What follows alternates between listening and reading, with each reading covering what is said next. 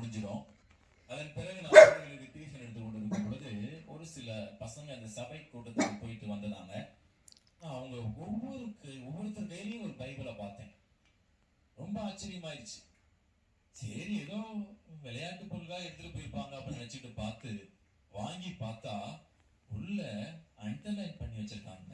ஒரு 6வது 7வது படிக்கிற பையன் அப்பயே இந்த இறை வார்த்தையில இவ்வளவு பற்று கொண்டு அவன் அண்டர்லைன் பண்ணி வைக்கிற. எல்லாரும் அங்க இருக்க பசங்க எல்லாரும் பைபிள் எடுத்துட்டு போய் அந்த கோடிட்டு அதை ஹைலைட் பண்ணி அந்த இறை வார்த்தைய மனப்பாடம் பண்ணிக்கிறாங்க பாருங்க.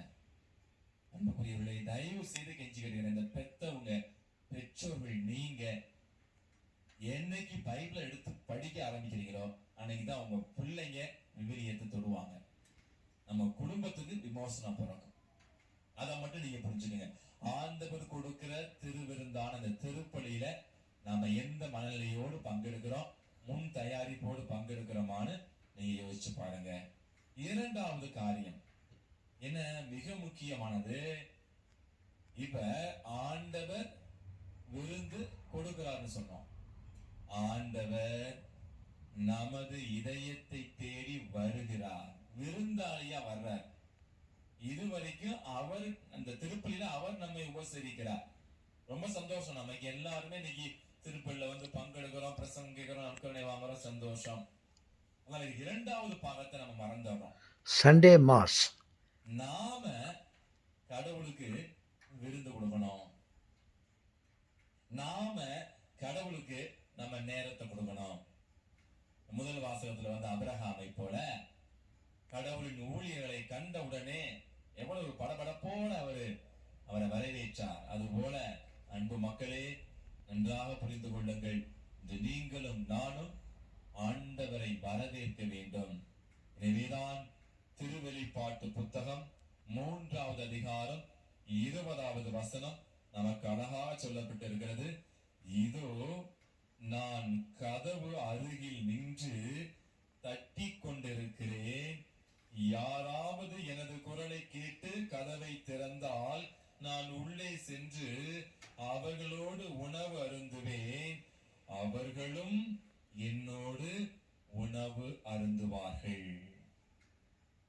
இயேசு கிறிஸ்துவுக்குள் பிரியமானவர்களே, ministry without prayer is only performance. ஜெபத்தில் செய்யப்படாத எந்த பணியும், எந்த திருப்பணியும் ஒரு நாடகம் அல்லது ஒரு நிகழ்ச்சியாய் அமைமே தவிர அது ஆண்டவருக்கு ஏற்ற ஊழியமா இருக்க முடியாது. அழகாக அற்புதமாக சொல்வார்கள் ஆங்கிலத்தில், do not neglect God of good works for the sake of the good works of God. அழகா புரிஞ்சுச்சா? தமிழ்ல சொல்ல போறேன் பாருங்க. கடவுள் பணியை செய்கிறோம் என்று சொல்லிவிட்டு கடவுளை ஒதுக்கி விடாதீர்கள், கடவுளுக்கு நேரம் கொடுக்க மறந்து விடாதீர்கள். நான் அருட் சகோதரிகளுக்கு தியானம் கொடுக்கிறப்ப ஒரு வீடியோ போடுவேன், நேரம் இல்லை. ஹலோ பிரதர், ஹலோ சிஸ்டர், உங்களை தான் சொல்றேன் மிஸ்டர், கொஞ்சம் கவனிச்சு பாருங்க. கல்யாணத்துக்கு நேரம் இருக்கு, கருமாதிக்கு நேரம் இருக்கு, காது குத்துக்கு நேரம் இருக்கு, சினிமாவுக்கு நேரம் இருக்கு, தியேட்டருக்கு நேரம் இருக்கு, ஃபேஷனுக்கு நேரம் இருக்கு, ஸ்பெஷல் டியூஷனுக்கு நேரம் இருக்கு, ஐயா ரயில்வே ஸ்டேஷனுக்கு காத்திருக்க நேரம் இருக்கு, அம்மா ரேஷன் கடைக்கு நேரம் இருக்கு, மேக்கப்புக்கு நேரம் இருக்கு, பேக்கப்புக்கு நேரம் இருக்கு, எதுக்கோ நேரம் இருக்கியா. ஆனா கடவுளுக்கு கொடுக்க உனக்கு நேரம் இல்லையா? ஒரே பரபரப்பா ஓடுது கிறிஸ்தவ வாழ்க்கை. அவளை எந்திரிக்கணும், கையை கழுவணும், குளிக்கணும், காபி போடணும், ஆபீஸை நோக்கி ஓடணும். அட கிறுக்கு கிறுக்கு கிறுக்கு அப்படின்னு ஒரு கேள்வி கேட்பாங்க. இன்னைக்கு ஏகப்பட்ட பேர் அது புரியாம ஓடிக்கிட்டு இருக்கோம். எதுக்கு ஓடுறோம், எங்க ஓடுறோம் ஒண்ணுமே தெரியல. வாழ்க்கை ஃபுல்லா ஓடிக்கிட்டு இருக்கோம். இன்னைக்கு நான் சொல்ற மக்களே, நீங்க எவ்வளவுதான் முயற்சி எடுத்து எவ்வளவு சொத்துக்கள் சம்பாதித்தாலும் ஆண்டவருக்கு நேரத்தை ஒதுக்கி ஆண்டவருடைய ஊழியத்தில் நீங்கள் செயல்படவில்லை என்றால் நன்றாக புரிந்து கொள்ள வேண்டும், ஆண்டவரை நேசிக்கின்றவன் அயலானையும் நேசிக்க வேண்டும்.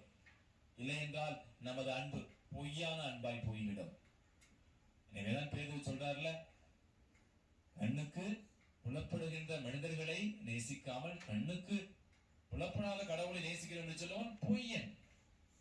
எனவே அன்பு நெஞ்சங்களே, நன்றாக புரிந்து கொள்ளுங்கள், நாம் பிறருக்கு செய்யும் உதவி கடவுளுக்கு செய்யும் உதவி. எனவேதான் நீதிமொழிகள் புத்தகத்தில் அழகாக சொல்லப்பட்டிருக்கோம், ஏழைக்கு இறங்கி உதவி செய்கிறவன் கடவுளுக்கே கடன் கொடுக்கிறான், கடவுளும் அதை அவனுக்கு திருப்பி கொடுத்து விடுவார். அற்புதமான வசனம் இல்ல? மத்தேயு நற்செய்தியில 25வது அதிகாரத்துல 40வது வசனம் பார்க்கிறோம். அழகா சொல்லப்பட்டிருக்கிறது, நீங்கள் எதையெல்லாம் பிறருக்கு செய்யவில்லையோ, இச்சிறியவருக்கு செய்யவில்லையோ, அவையெல்லாம் எனக்கும் செய்யவில்லை என்று ஆண்டவர் தெளிவாக இருக்கிறார். அன்புக்குரியவர்களே, நாம இந்த பிரசங்கம் ரெடி பண்றதா இருந்தாலும் சரி, எங்களை போல குருக்கள், அந்நியர்கள், பொதுமக்கள், இறை மக்கள் யாராக இருந்தாலும் சரி, நம்ம கடவுளுக்கு நேரத்தை கொடுக்காம கடவுள் பணி, அந்த பணி, இந்த பணின்னு சொல்லிட்டு நம்ம பணிகளின் நிமித்தம் ஆண்டவருக்கு நேரத்தை கொடுக்காமல் இருந்தால் நமது பணிகள் வெற்றி அடையாது. நீங்க வெற்றிகரமா வாழ வேண்டும் என்றால், எனக்கு தெரிந்த ஒரு அருள் சகோதரி சொன்னாங்க, என்ன ஃபாதர், காலையில ஸ்கூலுக்கு போறோம், காலையில இருந்து சாயங்காலம் 5 மணி வரைக்கும் கால் எடுக்க நிக்கிறோம், கத்துறோம், அதுக்கப்புறம் எங்க பிரேயர் சொல்ல முடியுது? எல்லாம் கடவுள் பண்ணிதானே. ஸ்கூல்ல கத்துறதும் கடவுள் பண்ணிதான், கோயில போய் பிரேயர் பண்றதும் கடவுள் பண்ணிதான், அதெல்லாம் கடவுள் ஏத்துக்குவாரு. அப்ப நான் சொன்னேன், ஸ்கூல்ல போய் நீங்க கத்துறீங்களே, அது ஆதாயம் எல்லாமே கத்துறீங்க, எவ்வளவு சம்பளம் வருது உங்களுக்கு? சபைக்கு வருமானம் வருதா இல்லையா? நிறைய அன்பு சகோதர சகோதரிகளே, நன்றாக புரிந்து கொள்ளுங்கள், இந்த உலக ஆதாயத்துக்காக நாம் நிறைய நேரத்தை செலவிடுகிறோம், நிறைய முக்கியத்துவம் கொடுக்கிறோம். ஆனா கடவுளுக்கு நேரத்தை கொடுப்பதற்கு என்னையும் சேர்த்து சொல்கிறேன், நாம் ரொம்ப கஞ்சத்தனமா இருக்கிறோம். அதனால இன்னிலிருந்து நான் சொல்ற அருமையான கருத்தை நீங்க புரிந்து கொள்ளுங்க. சில பேர் மார்த்தாலை போல நல்ல பரபரப்பா வேலை செய்யறாங்க, அதே நேரத்துல மற்றவங்க மேல குற்றம் கண்டுபிடிக்கிறாங்க. அப்படி இருக்கக்கூடாது. அன்புக்குரியவர்களே, கடவுளுக்கு நேரத்தை ஒதுக்க வேண்டும். கடவுளுக்கு நேரத்தை ஒதுக்கி ஏழை எளிய மனிதர்களுக்கும் நேரத்தை ஒதுக்கி உதவி செய்ய வேண்டும். கொஞ்ச நாட்களுக்கு முன்னாடி நாம திருவிழா கொண்டாடின ஒரு பிரான்சிஸ்கன் கப்புச்சியன் சபையை சார்ந்த வெரோனிகா ஜூலியானி என்கிற புனிதை அவருடைய சிறு வயதுல ஒரு ஏழ்மையான நபரை, முதியவரை பார்க்கிறார். அவருக்கு அந்த முதியவரின் முகத்தில் இயேசுவை காண்கிறார். எனவே அந்த சிறுமி தன்னிடமிருந்த அந்த காலணியை 2 ஷூவை கொடுக்குறாங்க, அதை நீங்க போட்டுட்டு நடங்க அப்படின்னு சொல்லி. அப்ப அந்த ஒரு 2-3 நாள் கழிச்சு அந்த சிறுமி மிகவும் பக்தியானவர்கள். எனவே வெரோனிகா ஜூலியானை முட்டி போட்டு வேண்டிட்டு இருக்கப்ப கடவுள் இயேசு ஆண்டவர் அவருக்கு காட்சியளித்து தங்கத்தாலான கோல்டன் ஷூஸ் 2 கொடுத்து, நீ வச்சுக்க, எனக்கு நீ கொடுத்த அப்படின்னு சொன்னாராம். ஆச்சரியமாக இருந்துச்சு அந்த புனிதைக்கு. அந்த முதியவர் கொடுத்தது எனக்கு கொடுத்தது என்று இயேசு ஆண்டவரே வெரோனிகா ஜூலியானாவுக்கு காட்சியில் சொல்லி இருக்கிறார். அன்புக்குரியவர்களே, தயவு செய்து கெஞ்சி கேட்டுக்கிறோம், ஆண்டவர்களோட விருந்துல பங்கெடுங்க, சந்தோஷம். நான் ஆண்டவருக்கு கொஞ்சம் விருந்து கொடுங்க, ஆண்டவருக்கு கொஞ்சம் நேரத்தை கொடுங்க, ஆண்டவருக்கு உங்க இதயத்தை கொடுங்க, ஆண்டவருக்கு உங்க பாசத்தை கொடுங்க. இயேசு ஆண்டவர் நமக்காக ஏங்கி கொண்டு இருக்கிறார். வாசல் கதவில் நின்று கொண்டு இருக்கிறார். நமது இதய கதவில் நின்று கொண்டு தட்டி கொண்டே இருக்கிறார். எனவே இயேசுவுக்கு நேரத்தை ஒதுக்கி பிறரை காணும் பொழுது, குறிப்பாக துன்பம் துயரத்தில் அவதிப்படுகின்றவர்களை காணும் பொழுது அவர்களில் இயேசுவை கண்டு அவர்களுக்கும் நம்மால் இயன்ற உதவியை செய்வோம். ஆமே. அனைவரும் இணைந்து நம்முடைய நம்பிக்கையை அறிக்கையிடுவோம். திருப்பலியின் பல பகுதிகளை கண்டு கொண்டிருக்கிறோம். குருவானவர் பூஜை மாஸ் செய்து கொண்டிருக்கிறார். அதற்கு முன் பிரசங்கம் வைத்தார். இது சண்டே மாஸ்.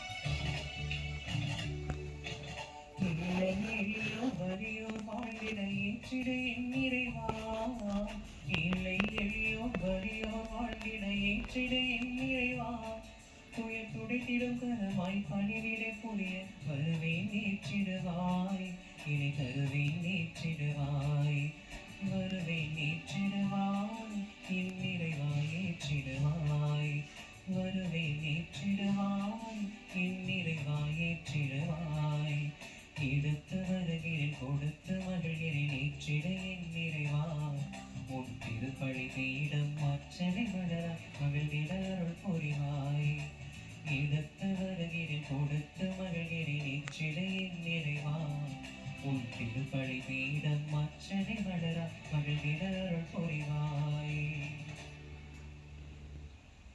அன்புமிக்க சகோதர சகோதரிகளே, என்னுடையதும் உங்களுடையதுமான இப்பலி எல்லாம் வல்ல தந்தையாகி இறைவனுக்கு ஏற்றதாகும்படி மன்றாடுங்கள்.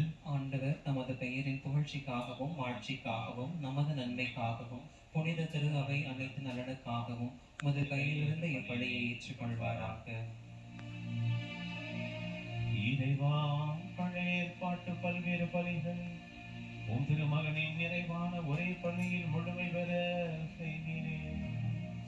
ஆபேலின் காணிக்கைகள் மீது ஆசி வழங்கி புனிதப்படுத்தியது போலும் உமது மாட்சியின் மேன்மைக்காக இறைப்பற்றுள்ள உம்மடியார்கள் ஒவ்வொருவரும் செலுத்தும் பலியை ஏற்று அது அனைவரின் மீட்புக்கும் பயன்பட செய்தருள்வீராக. எங்கள் ஆண்டவராகிய இயேசு கிறிஸ்து வழியாக உம்மை மன்றாடுகின்றோம்.